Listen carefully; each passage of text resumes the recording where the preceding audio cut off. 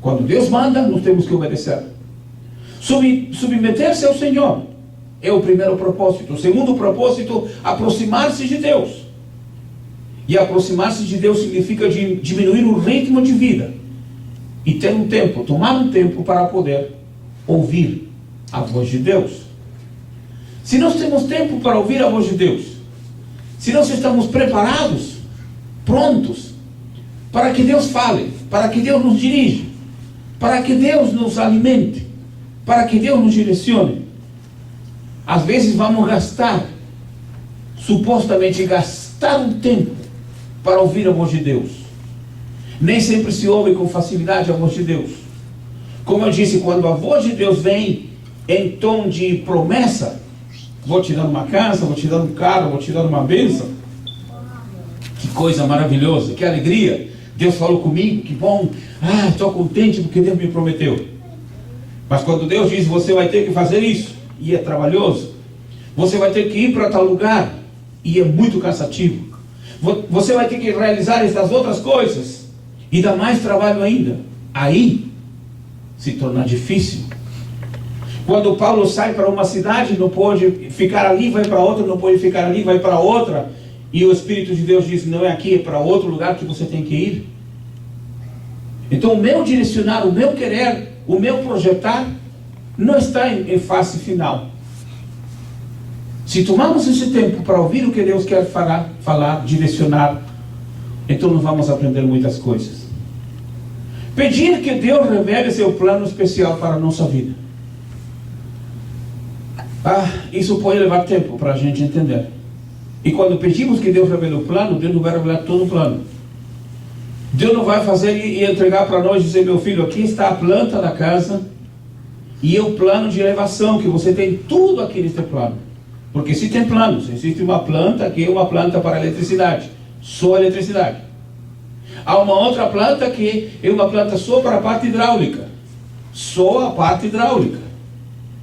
Há uma outra planta que diz respeito aos alicerces e às paredes da casa. Mas há uma planta, um plano que chama plano de elevação, que se vê a casa pronta, bonita. Às vezes nós queremos que Deus nos entregue esse plano, essa planta. Que Deus nos diga, meu filho, aqui está tudo o que você vai fazer na sua vida. E aí nós sabemos, eu vou começar aqui, vou chegar aqui, que bom, aquilo que vou conseguir no final. Mas não é assim. O livro de Atos diz que Paulo, quando estava sendo levado, ele ia de cidade em cidade. E de cidade em cidade o Espírito de Deus ia falando com ele aquilo que ia acontecer com ele lá em Jerusalém. Deus não poderia ter falado tudo de uma vez? Pode. Por que Deus não falou tudo de uma vez? Porque Ele vai trabalhando aos poucos. Não é que essa seja a técnica de Deus, o método de Deus. Mas com algumas pessoas funciona.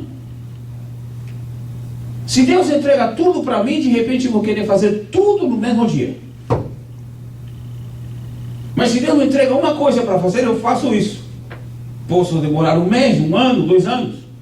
E aí então Deus me entrega o segundo propósito, o segundo projeto para a minha vida.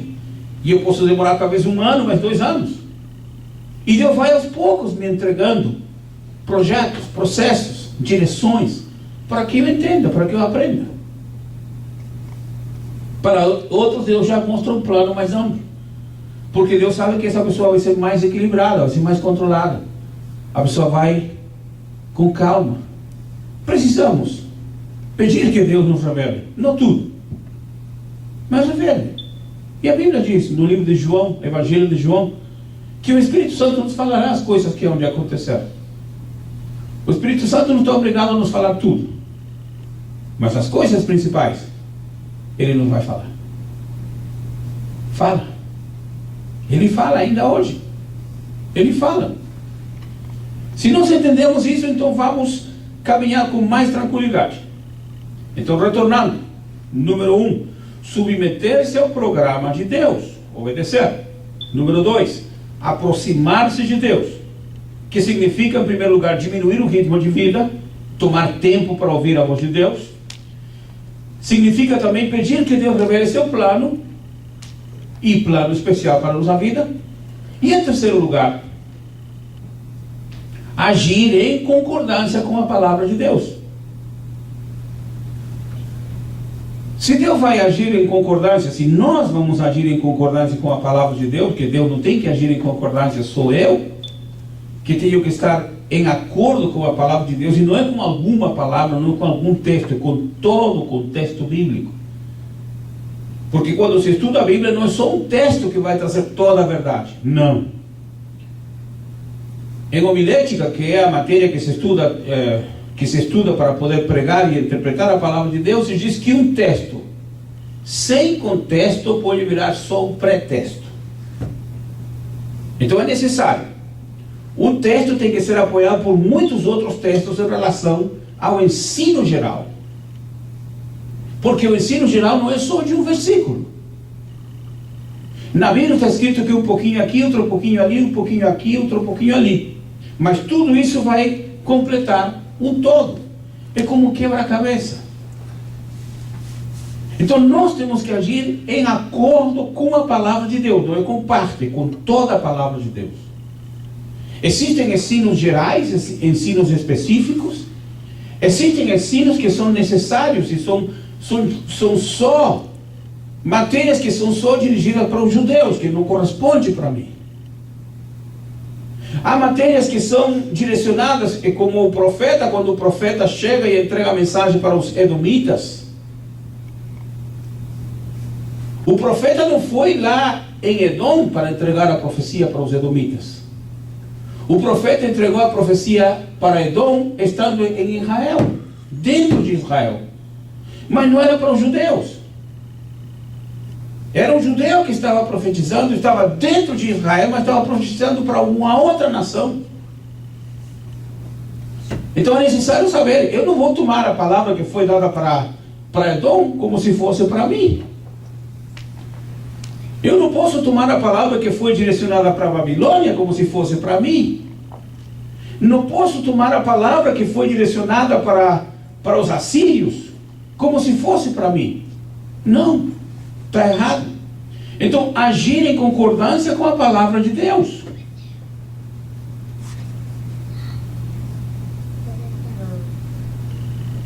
E aí, então entra um assunto que muitos crentes hoje gostariam de saber. A palavra de Deus não vai dizer com quem uma pessoa vai se casar. Não vai. A palavra de Deus não vai dizer onde você vai trabalhar. Também não.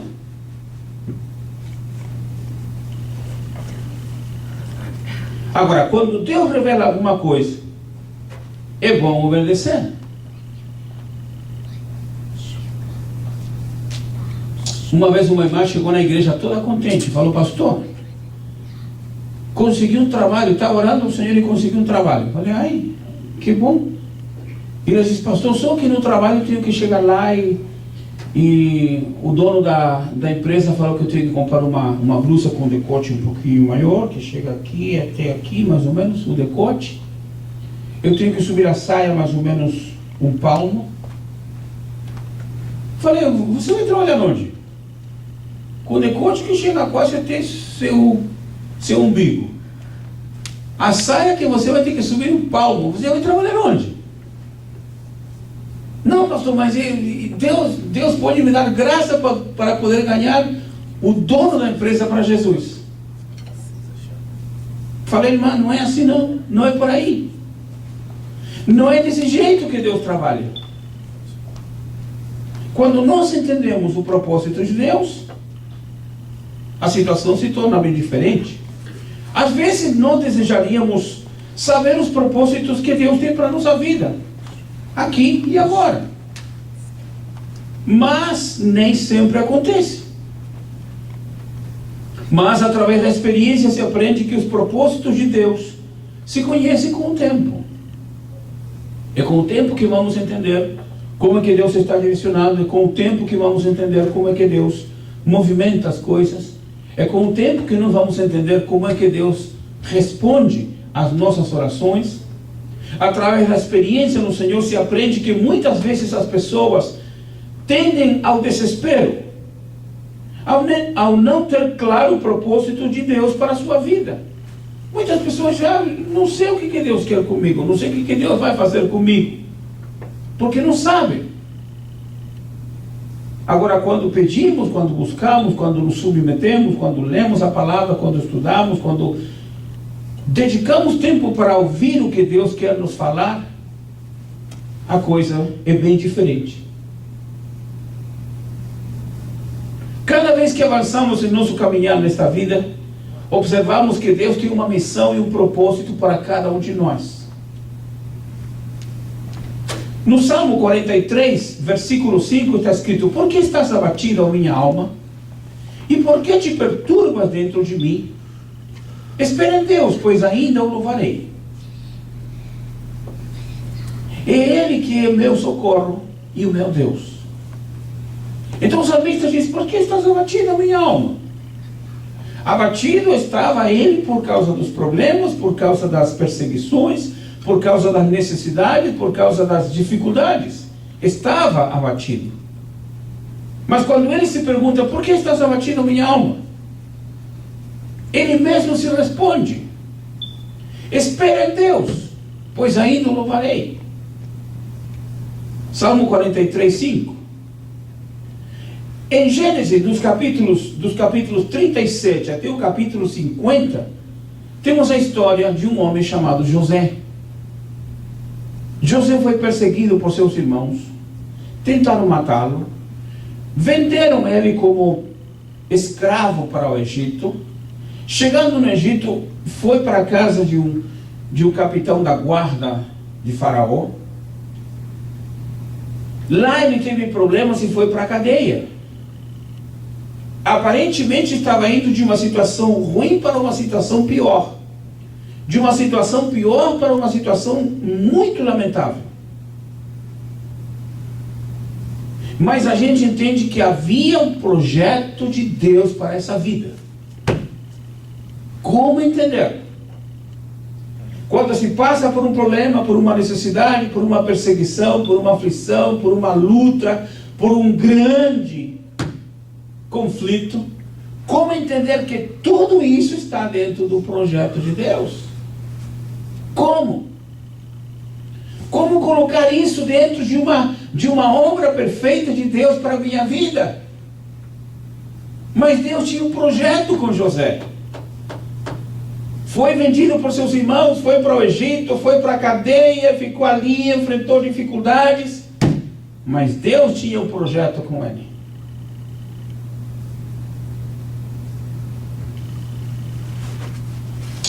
Eu sempre digo, se Jesus tivesse falado para Paulo quando Paulo se converteu,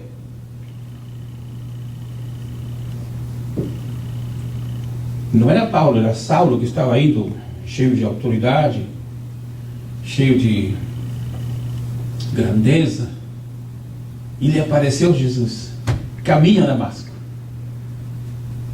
E o Saulo se transforma em Paulo. Saulo representa um homem sem Cristo. O significado de Saulo é uma pessoa que não conhece Jesus. O significado de Saulo é uma pessoa não convertida. Uma pessoa que não tem experiência com Deus. E esse Saulo um dia se encontra com Jesus. Ele não tinha experiência com Deus, era um religioso. Conhecia a lei perfeitamente, mas não tinha a revelação de Deus na sua vida. De repente, aparece Jesus. Saulo, Saulo, por que me persegues? E ele disse: quem és tu, Senhor? Ele usou a palavra Senhor, que significa o dono da minha vida. Onde está o meu Deus? Onde está o dono da minha vida? Porque a palavra Senhor significa meu Deus.